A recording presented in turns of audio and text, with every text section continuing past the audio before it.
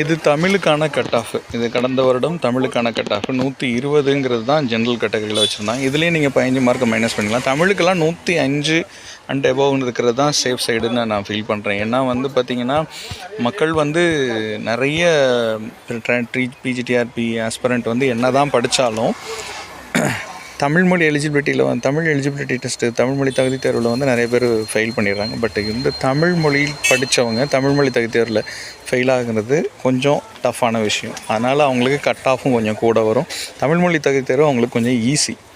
So அதனாலே பார்த்திங்கன்னா PC எம்பிசின்னு நீங்கள் எந்த கேட்டகரி எடுத்தாலும் அரௌண்ட் ஒரு 110 105 வரைக்குமே நீங்கள் மென்ஷன் பண்ணலாம். 105ங்கிறது சேஃப் சைடு.